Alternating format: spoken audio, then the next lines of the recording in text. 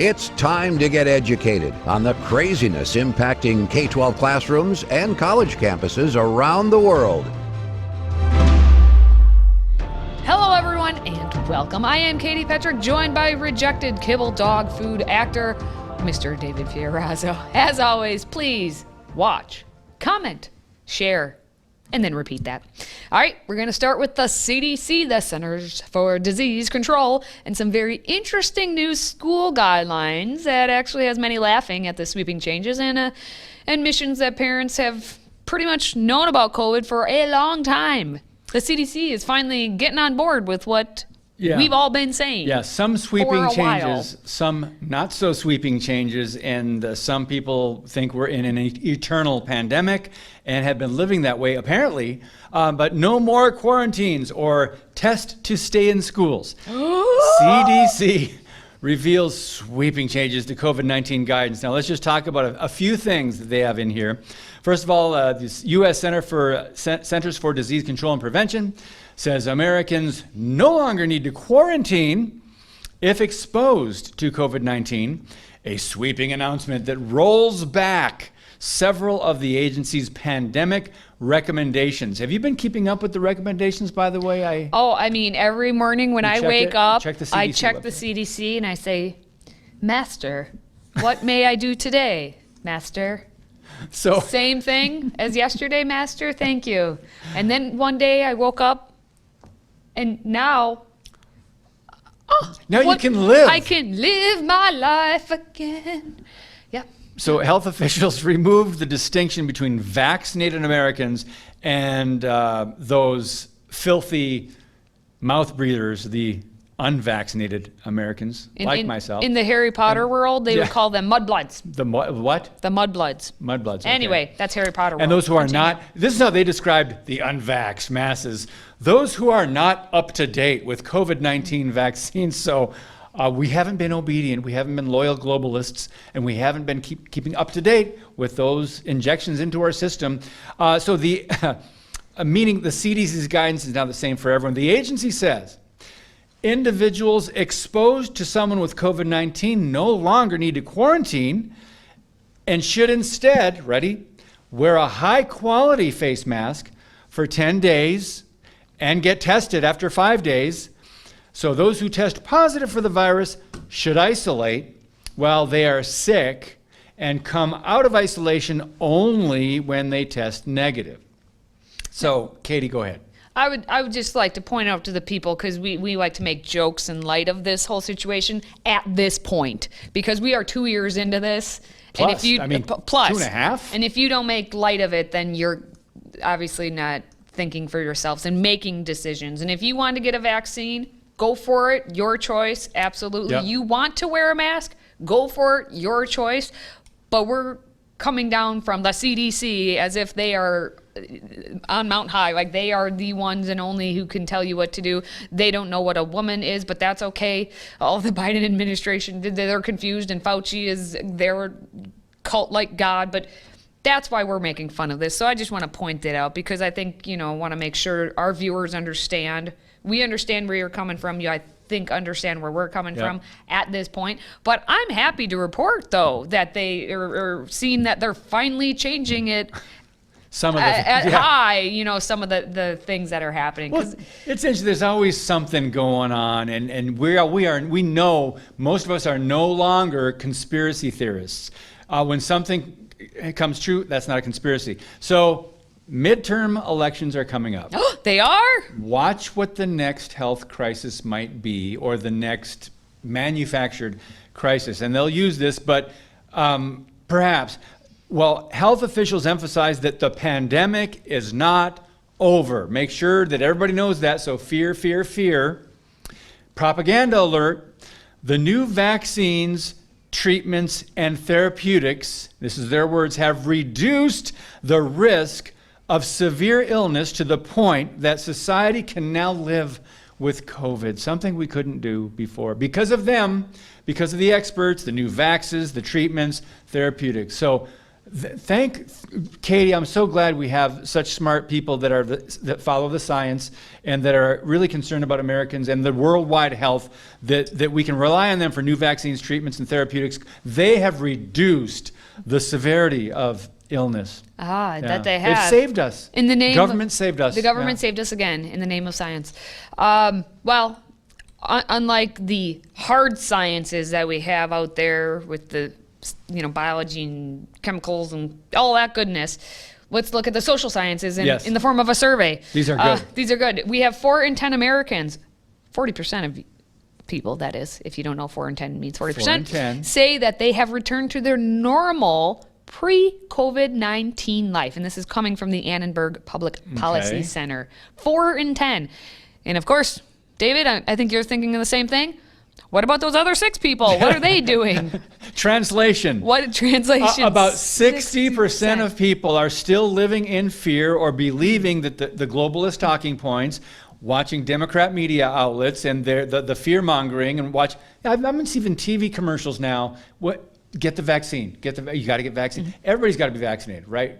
So they're still believing that this is a high concern. Obviously, they've only been fed a certain amount of numbers, so you can't really blame a lot of people if they're watching the wrong media outlets or they don't really follow the true science. But here's another one.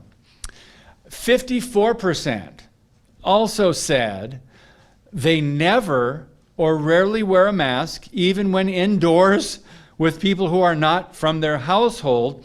Now, listen to this. So 54%, you're thinking, okay, that's a little more than half of the country, which is really, come on. So we're split, right? What does that tell you? We're split. We're a split country. We're split politically and in so many other ways. But here's my LOL.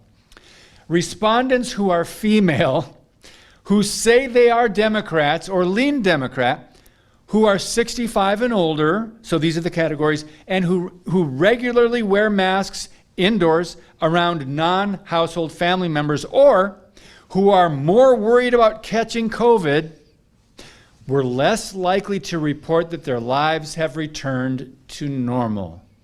Let me just translate what you just said. Translate that. Every female college professor is who they were talking to when they were talking about female Democrats or lean Democrat, the 65 or older. Let's just push that down to about 45 or older. They regularly are wearing their mask indoors, and they are more worried about catching COVID. So just go on any college campus, and that's who you're going to find, who are the ones who say that their life has not returned to normal. Meanwhile, the ones who have returned to normal, of course, are the males. They report being or leaning Republican. They aren't regularly wearing those masks, so that 54%, or they indicate that they're less likely about getting COVID. They're the ones who are living life and having a good time doing it. With all the censorship taking place on social media platforms, we've made it easy to keep up with your favorite content. Simply download the Freedom Project Media app in your app store. Get access to 18 new videos a week, plus thousands of archived shows, lecture series, and educational animations. Download the Freedom Project Media app on your Apple TV, Roku, tablet, or phone, and make sure you allow for notifications to keep you informed.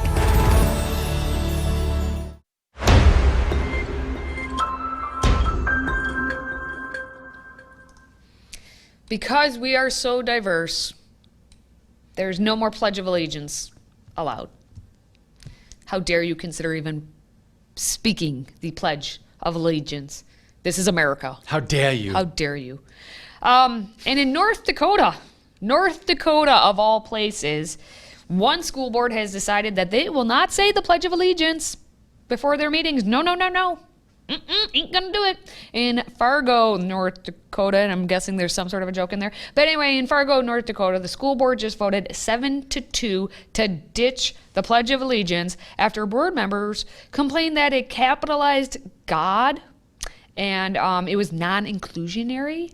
And so the school board had previously begun reciting the pledge after it was passed in a motion back in March to start each meeting, but then now, a couple months have passed, and clearly they just, poof, no more.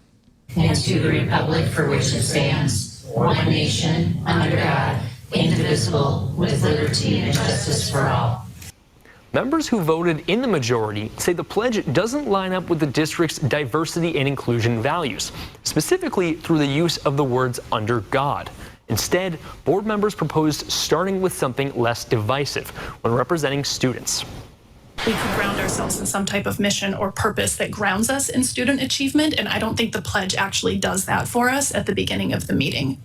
Yes, Lord. it doesn't ground us. Dear I would Lord, like it- capital L on Lord.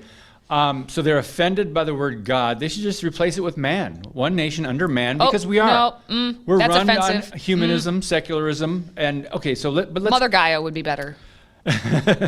So Seth Holden is a board member, and he said, given that the word God in the text of the Pledge of Allegiance is capitalized, the text is clearly referring to the Judeo-Christian God, and now it's in small g, right? And therefore, it does not include any other faiths such as Islam, Hinduism, Buddhism, all of which are practiced by our staff and students and FPS. They should have mentioned the LGBTQ sex god, and they could have gone on down the list.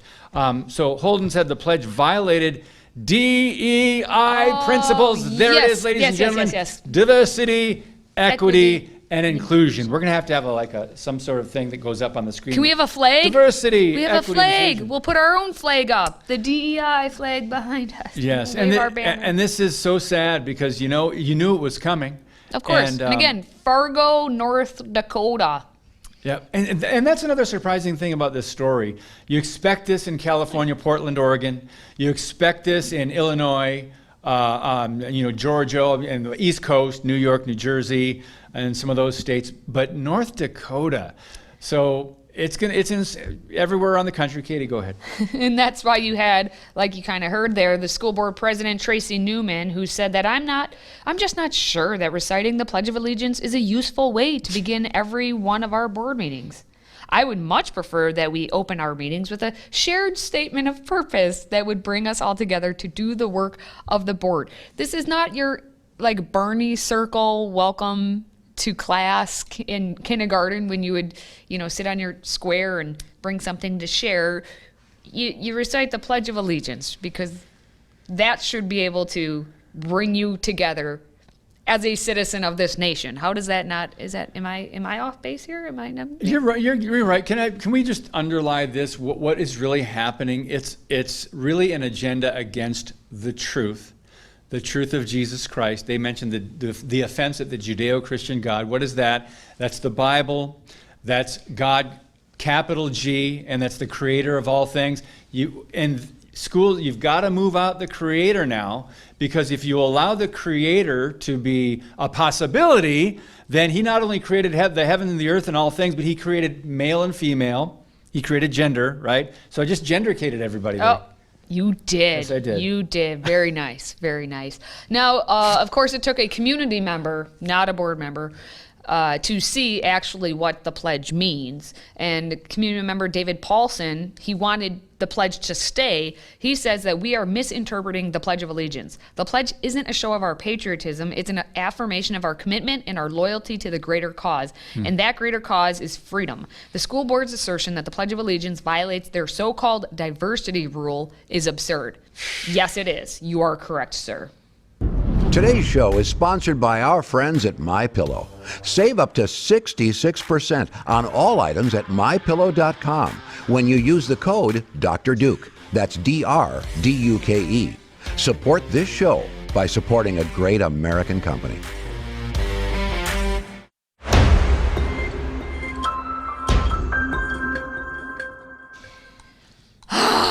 David, it's that time of year again. Yes, what time?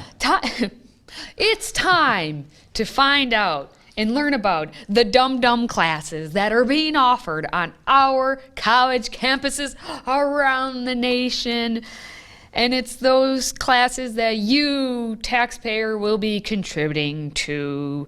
And everyone will be paying a whole lot for once, college becomes free. So get ready for that. Now, we're going to run through a current list, and there's going to be more unveiled, I'm sure. But our first list has come out, and we're going to take a look at just a couple courses. We're going to start at Texas State University. where you can take Harry Styles and the Cult of Celebrity. And you may be saying to yourself, Harry who? Well, Harry Styles, he's from a boy band over there in the British land. Oh, that's a and person? Yes, Harry Styles is his name. About cosmetology. Okay. Yeah, it could be that. You know what? Wouldn't be wrong. So Harry Styles and the Cult of Celebrity is at Texas State University. They're offering it on the singer and the former One Direction member. So he was a boy band member. Oh, okay. It will be taught in the spring, 2023. And in a recent tweet, Louis Dean Valencia, who's the professor teaching the course, actually posted the flyer as you see there and wrote, "It's official. I'm teaching the world's first ever university course on the work of #Harry Styles.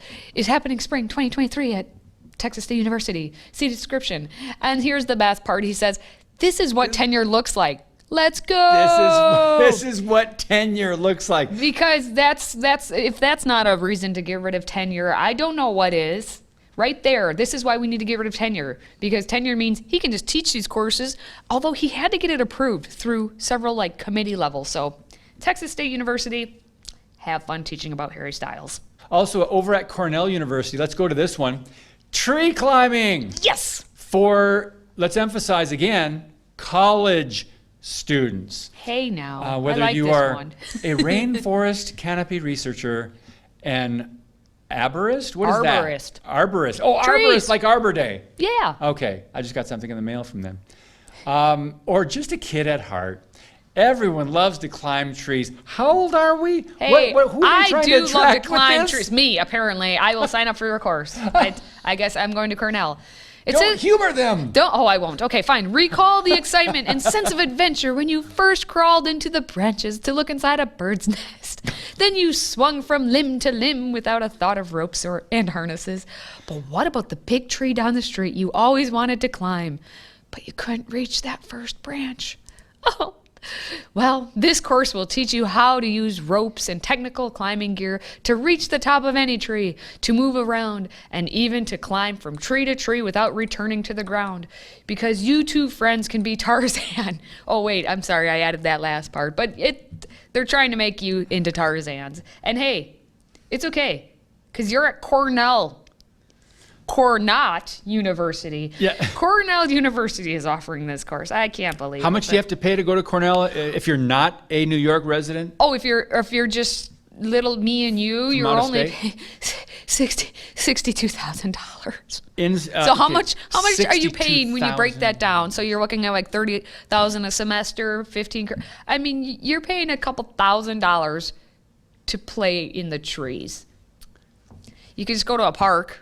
You just go to a park if you really want. I mean, come on now, people. Anyway, let's go to the University of Connecticut. Oh, I love this one. Because, get ready for some hand puppetry.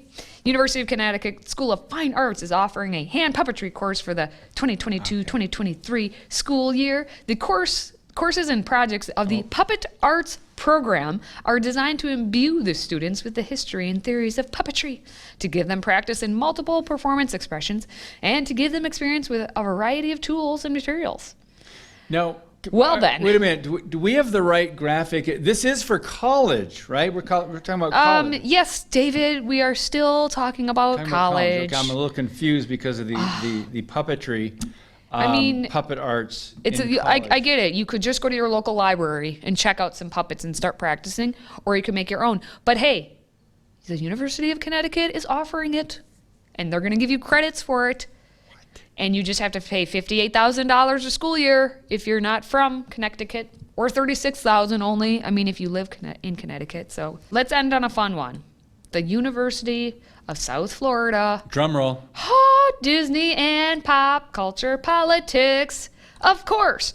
So, of course, this class then will count as a gender equality credit, because at the University of South Florida, apparently you can get gender equality credits, and you kind of have to. So this course is going to examine a wide variety of Disney media, looking at global representation, production, and audiences through an intersectional lens. Okay, well. And we're still talking about college, yes, right? we are still Disney talking about college, okay, all right, David. I'm just clarifying they might be confused. Of course they're These confused are offered to because this university students. Yes.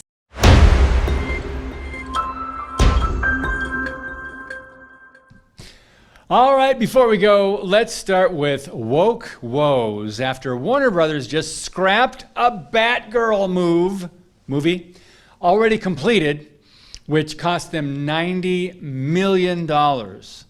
Apparently the film, which was slated to be released on HBO Max, tested so poorly with audiences that the studio decided they would rather write off $90 million than risk damaging the Batman franchise. The film stars little-known Afro-Latina singer-actress named Leslie Grace. In addition to Michael Keaton returning to the franchise for a bit part, Batgirl's screenplay was written by an ultra-feminist and featured a transgender character, of course, who played Batgirl's roommate. As Warner Brothers attempts to dig their way out of $3 billion in debt, executives have also scrapped the upcoming Scooby-Doo sequel. No, it cost $40 million. Katie, it seems like Hollywood is throwing away tens of millions like it was nothing. I guess Scooby don't in this instance. But yeah, they have the money. Apparently they can just willy-nilly their money all over the place. Well, I think it's only fitting we move on to a story that has a much lower price point. So we head to the bullseye known as Target, where you can now get your groceries, clothes, and even a manicure. A company called Clockwork has begun installing manicure robots in Target stores. The kiosks use AI and 3D technology to provide a mess-free application to your nails in 10 minutes. Watch how it works. It's not exactly a cure for getting manicures. Robot nails. It's a robo-manicure. The robot doesn't expect tips. Instead of the buzz of conversation, there's the whirring noise of the robot. A company named Clockwork debuted 2 robots at a pop-up store in San Francisco recently. The robot takes a 3D photo of each nail, then paints it. Says one of the first customers. For $8, I'm happy to have a robot do a much better job than I could do. Posted one commenter, so I wouldn't have to make awkward conversation? Love it. We are going to be the express beauty experience versus, the artistry and the relaxation of a nail salon. We call it Frankie, which is short for Frankenstein. What can't Frankie do? No clipping, no filing, no cutting cuticles. Forget doing acrylics or customizing them with real money. And for $8 to $10 a manicure, Frankenstein's creators are hoping customers say, "I'll be back." Currently, the nail machines are being tested in San Francisco, Minneapolis, and Dallas. So, Katie, do you think this kind of high-tech thing is going to catch on? If Target's involved, then yes, absolutely it will. It, of course, will. Why wouldn't it? You think Target is that influential, huh? On moms? Yes. Yes, it is. Avoid Target for many, many reasons I don't have time to get into. Finally, let's wrap things up with everyone's favorite satire site. We've picked our favorite Babylon Bee headlines. Which one do you think should be crowned numero uno? Let's start with Angel outside Trump's empty safe tells FBI agents, "Behold, the document you seek is not here." 4D chess. Trump saves his cache of classified documents from FBI confiscation by labeling them Epstein's client list. Next, our client pleads the fifth, say lawyers as tied up Trump desperately tries to peel duct tape off mouth. And next, report, by 2026, everyone in U.S. will be working for IRS and will all just be auditing each other. And finally, gamers eagerly await the release of Call of Duty IRS Auditor. Katie? Nice. Your pick. Very nice. I think I know. We have a theme this week, Yes. I see. A little bit of a theme there. I think I'm going to have to go with the second one, the 4D chess. And Trump saves his cache of classified documents from FBI confiscation by labeling them, Epstein's client list. Yep, that's funny because it's sad more than anything, but funny because, this is where we're at. Yeah. He could have also labeled them Hunter Biden's China connections. Or Zinger. More. Zinger. Yep. I did hear that he should have put any of these documents just under Hunter Biden's laptop because they wouldn't have found it. They wouldn't have touched The FBI it. would not have found it. They would not have touched it. Oh, well. Yes, Democrat double standards. But Okay, what about you? What? What was your favorite? Actually, I like that one too. Okay, good. So, Okay, look at yep. that. So it's going to wrap it up for this segment. More to come next time. Well, I must say, again, we had a fine episode. What say you, Mr. Fiorazo? I learned so much about all those college courses that were possibly being taught and So you're edumacated. You're edumacated. yeah, That's very nice. edumacated. You're all educated. Yeah. You're all good. Well, for all of us here at Freedom Project, you stay educated, everyone.